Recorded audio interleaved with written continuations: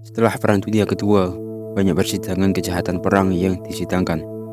Yang paling terkenal terjadi di Nuremberg, di mana sisa-sisa terakhir dari lingkaran dalam Hitler dan pemerintahan Nazinya dibawa ke hadapan hakim. Mereka didakwa melakukan kejahatan perang dan kejahatan terhadap kemanusiaan dan berbagai kejahatan lainnya. Itu hanya mengakibatkan hukuman mati terhadap 11 orang Nazi terkenal di dalam gimnasium penjara Nuremberg pada 16 Oktober 1946. Hukuman mati dilaksanakan. Metode yang digunakan adalah metode drop standar, dengan tentara Amerika Serikat yang mengawasi eksekusi, dan yang melakukan eksekusi adalah seorang pria yang tercatat dalam sejarah Al-Quds yang gagal dalam masa lalunya jauh lebih gelap dari yang diketahui.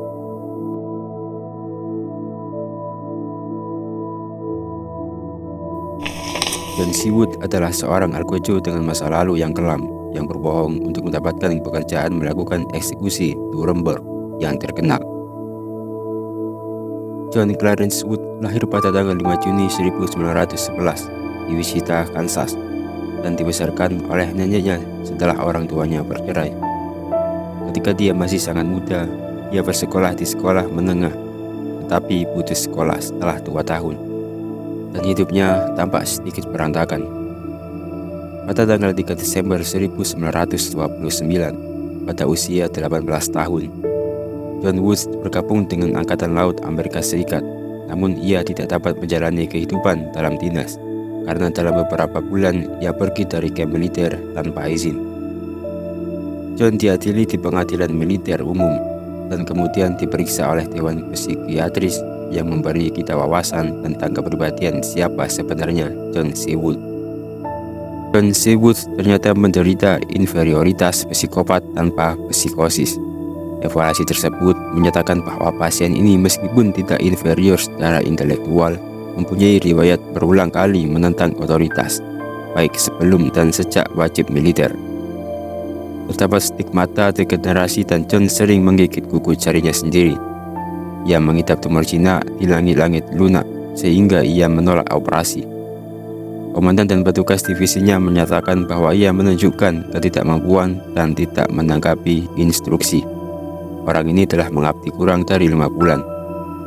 Kecacatannya dianggap sebagai cacat bawaan yang menjadi tanggung jawab pelayanan di Norwegia. Ia tidak dianggap sebagai ancaman bagi dirinya sendiri atau orang lain. Sehingga dokter psikiatris menemukan bahwa John Woods telah memberontak dan tidak mampu mengikuti perintah, dan dia diberhentikan dari Angkatan Laut. Kemudian dia kembali ke Kansas dan mengambil sejumlah pekerjaan industri konstruksi sebagai buruh, dan dia juga bekerja pada waktu di toko.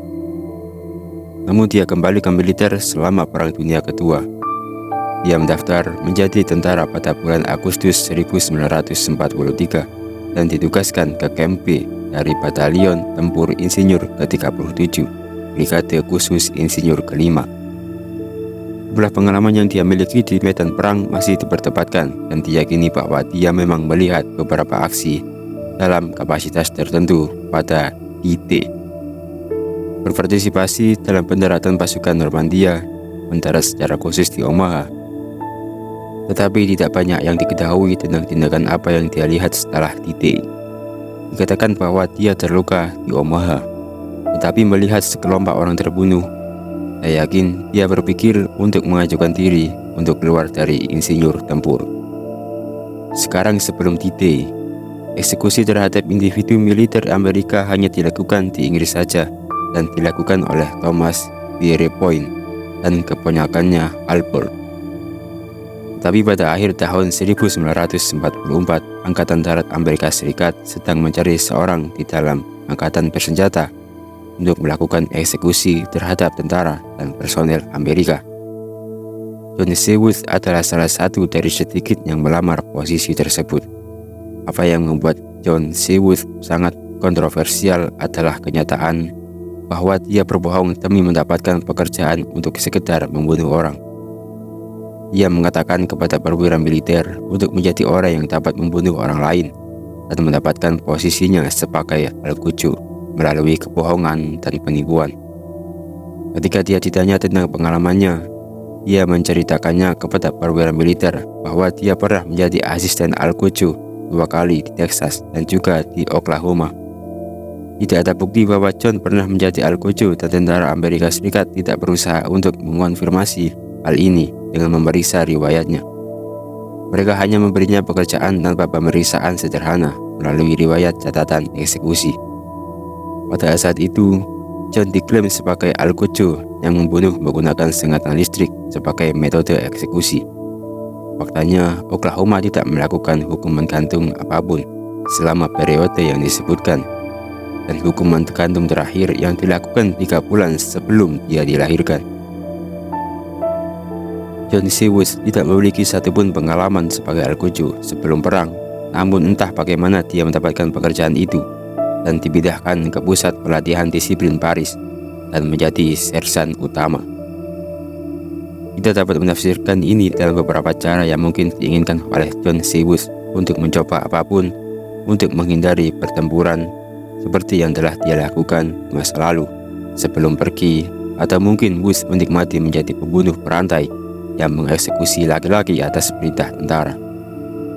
Dia melakukan setidaknya 24 hukuman gantung terhadap tentara Amerika di Prancis pada tahun 1944 dan 1945, dan juga pernah membantu Alcocho lainnya. Namun tercatat bahwa setidaknya 11 eksekusi yang melibatkan John Seward gagal dan dilakukan dengan buruk. Setelah perang selesai, ia beralih menjadi Alcocho Angkatan Darat Amerika Serikat di Jerman, dan dia ditugaskan untuk mengeksekusi sejumlah penjahat perang Nazi.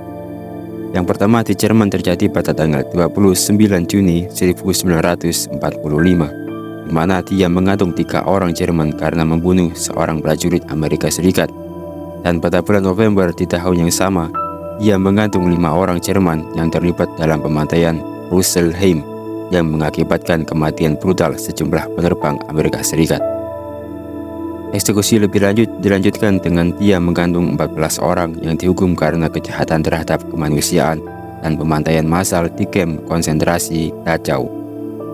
Namun pekerjaan terbesar dan paling terkenalnya adalah menjadi orang yang mengeksekusi para petinggi Nazi yang dinyatakan bersalah di pengadilan Nuremberg. Pengadilan Nuremberg menyaksikan sisa-sisa anggota Nazi Hitler diadili atas tuduhan kejahatan Perang Dunia Kedua, Holocaust, dan banyak kekejaman yang dilakukan di tangan Jerman. 24 anggota terkemuka partai Nazi diadili dan kemudian proses persidangan menghasilkan hukuman mati terhadap 11 orang. Tetapi John hanya mengeksekusi 10 orang, karena Hermann Göring, salah satu kandidat, telah melakukan bunuh diri pada malam sebelum eksekusi pada dini hari tanggal 16 Oktober 1946.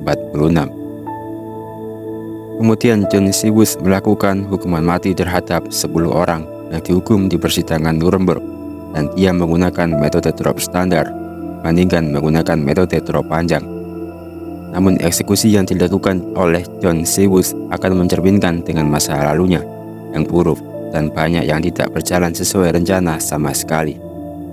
Laporan saksi mata menunjukkan bahwa sejumlah pria meninggal dengan kematian yang sangat lambat dan lehernya tidak dipatahkan sama sekali. Misalnya kematian Wilhelm Keitel diduga memakan waktu 28 menit setelah dia terjun melalui pintu jebakan, dan dia perlahan-lahan tercekik sampai mati setelah terjatuh melalui pintu jebakan. Kemudian majalah Time menerbitkan sebuah artikel yang menceritakan tentang eksekusi dan dikatakan bahwa tidak ada cukup ruang bagi pria tersebut untuk terjatuh, yang berarti leher mereka mungkin tidak patah dan sebagian besar meninggal karena penjagikan secara perlahan. John Seward juga diklaim tidak mengikat banyak tali mereka dengan benar, dan sejumlah pria tersebut memukul kepala mereka saat mereka terjatuh. Sejumlah orang mungkin terkena pintu jebakan. Yang menarik adalah apa yang terjadi dengan eksekusi Julius Streicher, seorang jurnalis Nazi yang menerbitkan Der Stürmer, sebuah surat kabar antisemit. Dia adalah salah satu dari mereka yang dieksekusi. Namun dikatakan ketika talinya putus dan tubuh terayun dengan liar, erangan terdengar dari dalam bagian dalam perancah yang tersembunyi. Akhirnya John Seward yang turun dari panggung tiang gantungan mengangkat tirai kanvas hitam dan masuk ke dalam. Terjadi sesuatu yang menghentikan erangan dan membuat tarinya terhenti. John Sewus menghabisi Treasure dan mencekiknya hingga mati. Semua eksekusi dilakukan dalam waktu 2 jam dan John Sewus menyatakan 10 orang dalam 103 menit itu pekerjaan yang cepat, dan dia memuji dirinya sendiri atas pekerjaannya. Setelah eksekusi, ia menuai kritik tetapi menjawab dengan, "Saya kandung 10 nasi itu, dan saya bangga akan hal itu. Saya tidak gugup. Seseorang tidak boleh merasa gugup dalam bisnis ini. Dan saya ingin menyampaikan kata-kata yang baik untuk para teman yang membantu saya. Mereka berkembang pesat. Saya mencoba memberi mereka promosi seperti yang saya lihat pada pekerjaan kantung, bahwa seseorang harus melakukannya. Saya melakukannya secara tidak sengaja bertahun-tahun yang lalu di Amerika, bahkan setelah pekerjaannya selesai." John Sewus masih berbohong kepada pers tentang identitasnya. Setelah itu, ia tetap berada di militer dan akhirnya bekerja di Pasifik yang dikenal sebagai pengujian senjata nuklirnya. Pulau ini bahkan digunakan oleh ilmuwan Jerman sebagai bagian dari operasi penjepit kertas, sebuah program rahasia untuk mengembangkan berbagai kemajuan untuk mendukung militer Amerika Serikat selama Perang Dingin. Tetapi disinilah John Sewus diduga dibunuh. Diduga saat mengganti bola lampu, dia tersengat listrik karena dia juga berdiri di genangan air saat melakukannya. Menariknya, hal ini mungkin membunuhnya lebih cepat dibandingkan dengan banyaknya penjahat di Nuremberg. John Sewus adalah tokoh yang cukup memecah belah dalam sejarah. Tidak ada keraguan bahwa mereka yang dieksekusi di Nuremberg adalah penjahat perang keji yang bertanggung jawab atas kematian jutaan orang. Namun dalam beberapa kasus eksekusi mereka dilakukan secara tidak benar oleh John Sewus. Ia adalah seorang pria yang akhirnya berbohong untuk mendapatkan pekerjaan membunuh orang secara legal, yang memunculkan sejumlah pertanyaan tentang tipe pria dan karakter seperti apa ia sebenarnya.